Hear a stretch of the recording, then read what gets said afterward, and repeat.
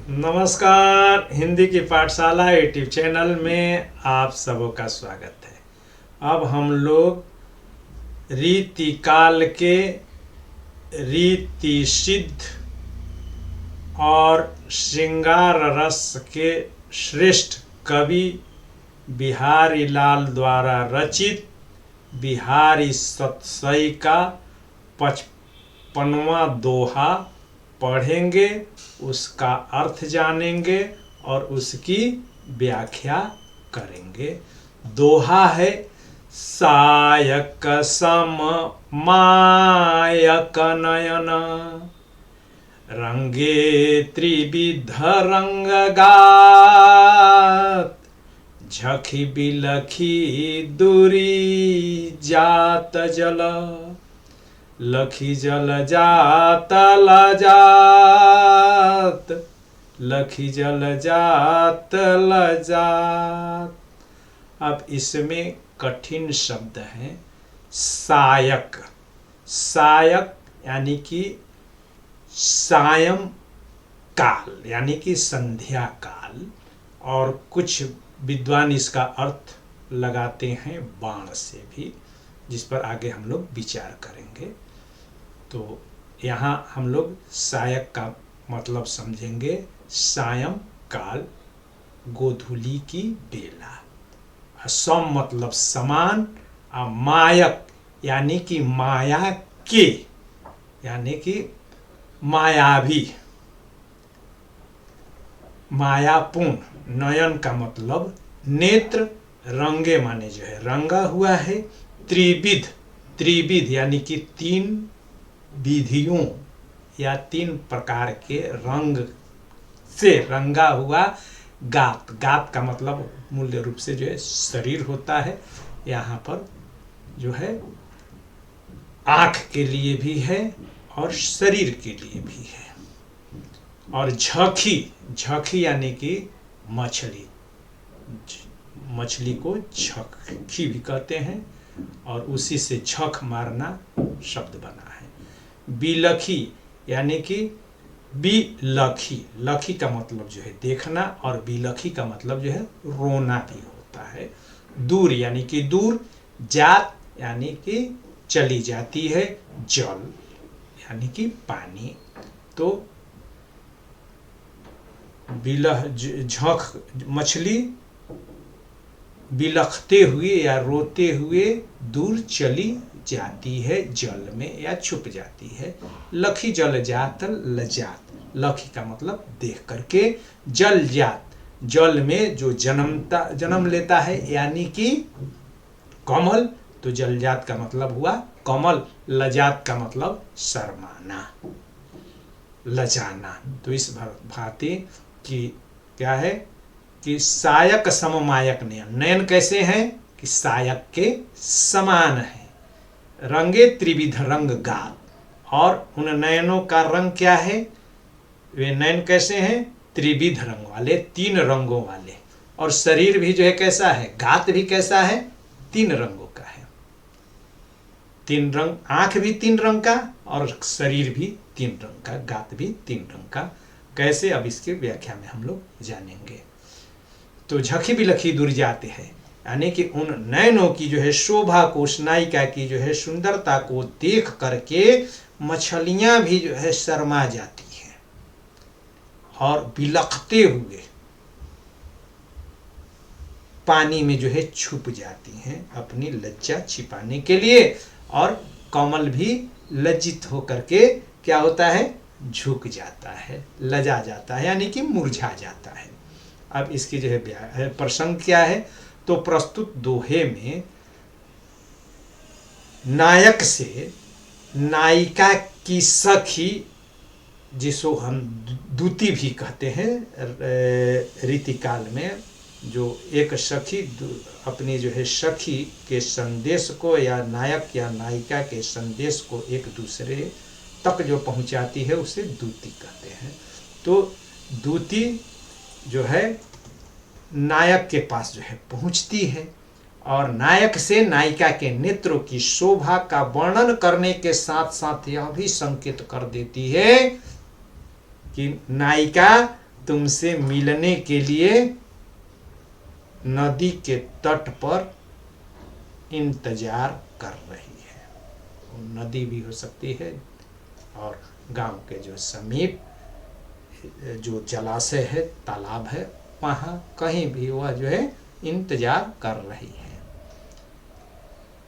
तो समय का भी और स्थान का भी इसमें संकेत कर देती है। अब इसकी जो है व्याख्या हम लोग देखें कि जो है व्याख्या में के अंतर्गत जलाशय या नदी के तट पर या निर्धारित मिलन स्थल पर बैठी हुई नायिका के नेत्रों की शोभा का वर्णन करते हुए नायिका की दूती सखी नायक से कह रही है कि हे नायक, उस नायिका के नेत्र सायंकाल की तरह मायापूर्ण अर्थात मायावी है। जब शाम जब होती है तो शाम में आकाश 3 रंगों का हो जाता है। क्योंकि संध्या हो रही है, सूर्य जो है छुप गया है, इसलिए जो है रंग काला हो जाता है। फिर उसके बाद लाल रंग का होता है, चूंकि सूर्य का रंग लाल हो जाता है, नारंगी रंग का हो जाता है और आसमान सफेद है। तो वहीं जो है कह रहे कि नायिका की आंखें त्रिविध रंगों यानी कि 3 रंगों काला, सफेद और लाल रंग की है और उसके नेत्र इतने सुंदर हैं कि उन नेत्रों की सुंदरता को देखकर तट पर मचलती हुई जो है मछलियां भी जो है बिलखते हुए मछली को की आंखें जो है अति सुंदर होती है। इसीलिए काव्य में नायिका के आंखों के सौंदर्य का वर्णन करते हुए कवि उसकी उपमा मीन यानी कि मछली की आंख से देते हैं। नायिकाओं को मीनाक्षी कहते हैं। तो उन आंखों को देख करके मछलियां भी लज्जित हो जाती है और बिलखते हुए यानी कि दुख प्रकट करते हुए यानी कि दुखी होते हुए दूर भाग जाती हैं, अर्थात जल के भीतर छिप जाती हैं। वैसे ही उस जलाशय में या जल में खिले हुए कमल के फूल भी उस नायिका के सुंदर आंखों को देखते हुए लजा जाते हैं, शर्मा जाते हैं और इसीलिए उनकी पंखुड़ियां झूल जाती हैं, झुक जाती हैं और वे मुरझा जाती हैं। कमल का फूल जो खिला हुआ रहता है दिन भर, वह भी सायंकाल में हम देखते हैं कि वह भी संकुचित हो जाता है, सिकुड़ जाता है। तो वैसे ही नायिका की यहाँ पर जो है कवि जो है उपमा देते हुए, तुलना करते हुए कि नायिका की आंखें इतनी सुंदर हैं कि कमल भी शर्मा जाता है। तो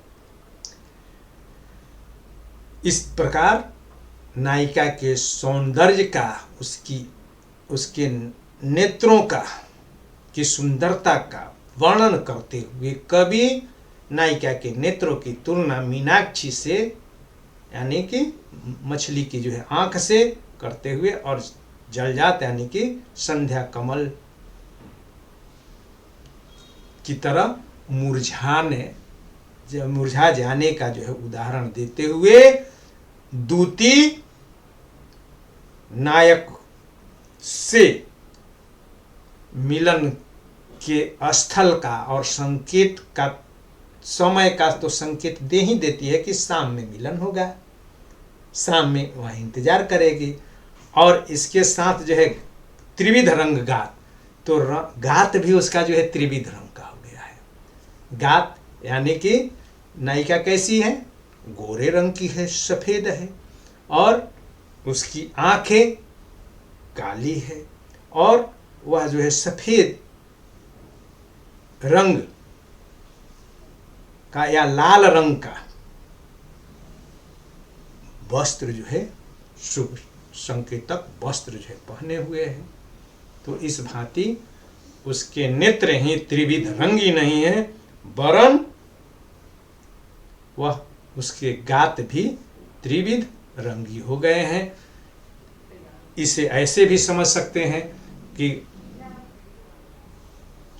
इंतजार करते करते वह जो है थक रही है, इस वजह से उसके चेहरे काले पड़ रहे हैं। वह गोरे पीले रंग की तो है ही, और मिलन की उत्सुकता है, इसलिए वह लाल भी हो रही है। अब इसमें जो है विशेष में तो कतिपय टीकाकार इस दोहे में केवल नायिका के नेत्रों की शोभा का वर्णन देखते हैं, मिलन स्थान और समय आदि की बात को वे अनावश्यक अर्थ विस्तार देने का प्रयास है, ऐसा सिद्ध करते हैं। यही तो बिहारी की विशेषता है कि वे गागर में सागर भर देते हैं। और यहाँ पर नायिका के नेत्रों की चंचलता को देखकर जलाशय की मछलियां दुखी होकर पानी के भीतर छिप जाती है, ऐसा जो है उसके जो है स्निग्ध और स्वच्छता को देख करके ही कवि इसका वर्णन करता है। और वैसे ही जलाशय में खिले हुए कमल के फूल का संकुचित होना नायिका के नेत्रों की जो है स्वच्छता, स्निग्धता और उज्ज्वलता का परिचायक है। और कुछ टीकाकार इसमें सायण का अर्थ बाण लगाते हैं, किंतु यहाँ पर बाण देखने से मछलियां तो जो है जरूर जो है भाग जाएगी, मगर उससे जो जलजात जो है कैसे ल जाएगा, इसलिए बाण का अर्थ लेने से सटीक अर्थ नहीं बैठेगा। और उसके बाद नेत्रों के इस त्रिविध रंग का वर्णन अन्य कवियों ने भी जो है किया है, और ऐसा ही एक दोहा रसलीन ने भी लिखा है, अमी हलाहल मद भरे श्वेत श्याम रत्नार अजियत मरत झुक झुकी परत जेहि चितवत एक बार। यानी कि अमीय यानी हलाहल मद भरे श्वेत श्याम रत्नार, यानी कि जो है नायिका की आंखों का कि जो है शराबी नशीली आंखें, जिसके मद से जो है युक्त आंखें, श्वेत भी हैं, यानी कि आंख जब देखेंगे तो बीच में जो है पुतली है जो कि काले रंग की है, उसके इर्द गिर्द चारों तरफ श्वेत है, और उसमें लाल रंग की डोरे नुमा जो आकृति है, आकृतियां होती हैं, जो नसें होती हैं, वो रत्नार यानी कि लाल रंग की। वैसे ही जियत मरत झुकी झुकी परत ज्यों ही चितवते के बारे, यानी कि उसकी आंखें इतनी सुंदर है कि अगर कोई जो है देख लेता है तो न तो मर पाता है और न जी पाता है। तो ऐसा जो है वर्णन मिलता है इसमें। कवि ने नेत्रों की जो है स्वाभाविक सुंदरता का ही नहीं, उसकी जो है बनावट का भी वर्णन बड़ा ही सटीक और यथार्थपरक वर्णन किया है। नेत्रों में काला रंग, सफेद रंग और लाल रंग है ही। आंखों की पुतलियों का रंग कैसा है? काला है। उसके आसपास के स्थान का रंग सफेद है, और सफेद हिस्से में जो रक्तिम लाल रंग की डोरी नुमा नसें होती है वह लाल है। तो अब यहाँ पर त्रिविध रंग ही क्यों? तो कभी त्रिविध रंगों का ही इस्तेमाल क्यों कर रहा है? 7 रंग का भी जो है कर सकता था, शाम में ही सतरंग होता है। तो श्याम में आने की नायक आएगा कि नहीं आएगा, इसीलिए दूती ने भेजा है, दूती को भेजा है सखी ने, इसलिए निराशा का भाव भी है, कहते नहीं आए तो मेरा इंतजार व्यर्थ जाएगा।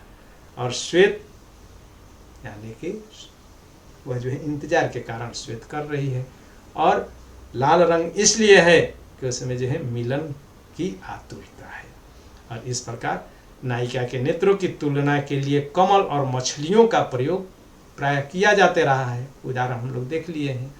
आँखों में मछली की सी चपलता होती है, इसीलिए सुंदर आँखों को मीनाक्षी कहा जाता है। और उसमें कमल के फूल की तरह स्वच्छता मानी जाती है। प्रस्तुत दोहों में मछलियाँ जो है विलह करके जो है भाग जाती है और कमल का फूल शर्मा जाता है। यानी यहाँ पर उपमान भी तिरस्कृत कर दिया गया, यानी कि उपमेय को उपमान से बढ़ चढ़ करके जो है बताया गया है। और जब ऐसी स्थिति होती है तो उसे उत्प्रेक्षा अलंकार कहते हैं। और सायक सम का मतलब सायक के समान, नयन में उपमा अलंकार है।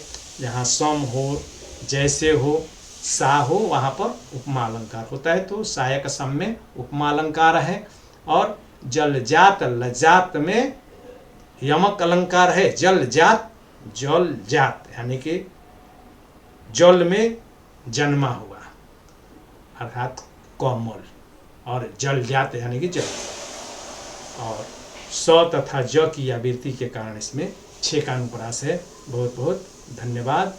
इसे आप लोग बार बार देखेंगे और